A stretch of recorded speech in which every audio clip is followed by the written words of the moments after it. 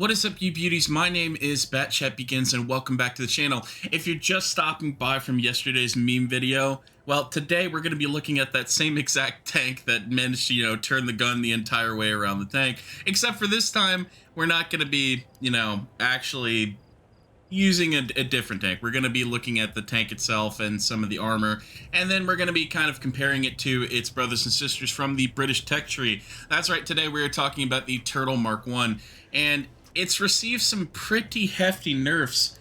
As you can see here on Watt Inspector, when you look at the armor, it used to be about 254 millimeters flat. But the problem is they've changed this upper bar to something a lot weaker, because it used to be able to go hull down and nearly get 200 and almost 300 millimeters of armor at that point effectively.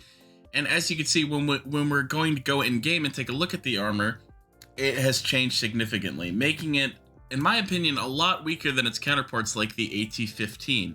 But we're going to have to go ahead and show you that in game to make sense of it. So here we are in game playing with the Type 62, and as you know, the Type 62 has notoriously bad AP pin, but it has some decent heat pin. And I think I am running calibrated shells. I will check for you after this game.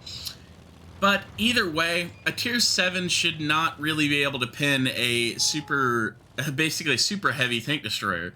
So if you take a look, the lower plate is obviously the one big weak spot, but when we switch to heat, this thing has 250, maybe 275 pin max. It should not be pinning that on flat ground.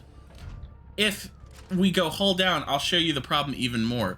As you can see, we're about to show the test of the tank going hull down here. So you would expect a tank that's supposed to be, this hull down menace to basically be impenetrable hull down. Well, that is not the case, and it's very, very easy to pin.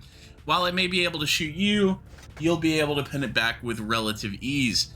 If this is how easy a tier 7 can pin it, obviously tier 8s and tier 9s are not going to have much trouble pinning it at all. So I took a look, and it looks like I'm not using calibrated shells, meaning that my Type 62 has 250 millimeters of pin on its heat rounds. And that's not great. That is not great news for the Turtle. That means that it has very, very weak upper glacis armor. And that is kind of devastating when you don't have a turret and your whole point of your tank is going hull down. Like, if you can be pinned not only on flat ground, but completely hull down, then that's a big issue.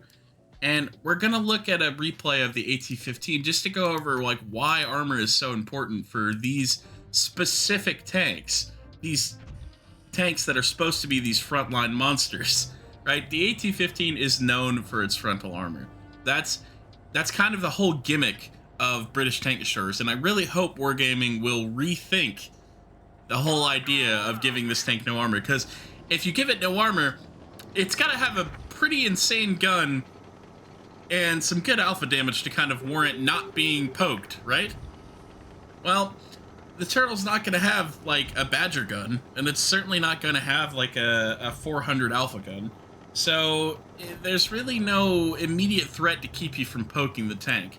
Unlike the AT-15, where it has this ridiculous amount of DPM, and it's got some armor to boot. It can be pinned, of course, on the top hatch, and if you're above it, you can actually pin the roof. And if you, load premium, potentially if it's staring directly at you, you can pin it. But the gun is scary enough to keep people from just absolutely battering this thing.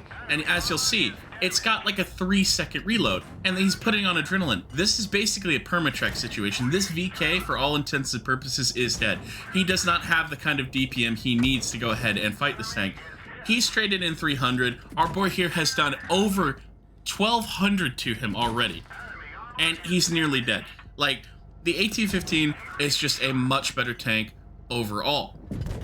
If the Turtle doesn't have DPM like this, then not only is it, lacking in the gun department, but it's also lacking in the armor department, making it just a worse premium than the standard vehicle. Now, if it was balanced in a way, and if it was different, but still viable, it would be something I could recommend to you. But Wargaming has trashed this tank beyond all saving at this point. There would be no reason to spend your money.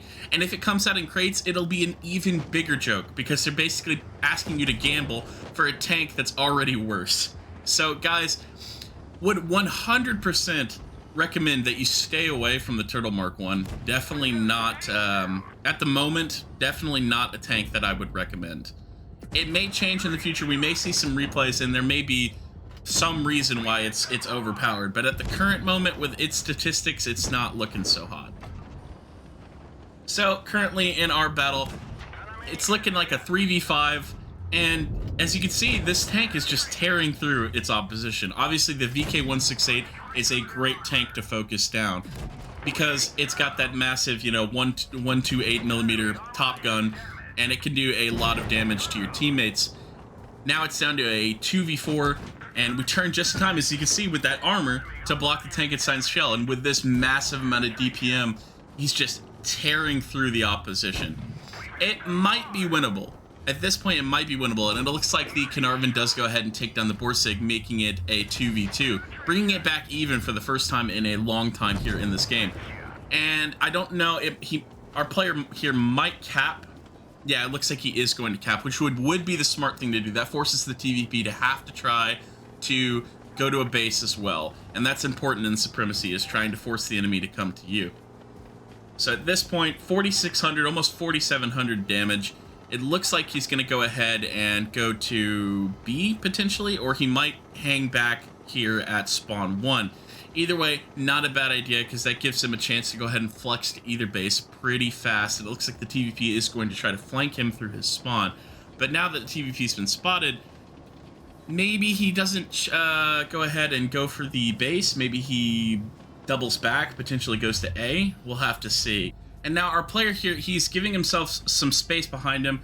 He's got items to go ahead and scrape the TVP off if he tries to go ahead and circle him, which is great. So either way, he's up on cap, he's winning this situation, and so all he has to do is kind of wait and see where the TVP goes. And now we know, will the TVP try to bum rush him and get around? If that's the case, he doesn't know how good the DPM is on this tank, and he's going to die. Even with one miss, there's no way in hell that the TVP was going to win that. And that's why the AT-15A, or the AT-15, my bad, is so strong in comparison to the Turtle Mk.1.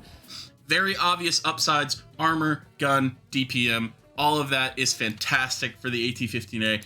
And for the Turtle, well, we don't know too much about the gun yet, but with the armor nerf, I can't see this being a viable tank in comparison.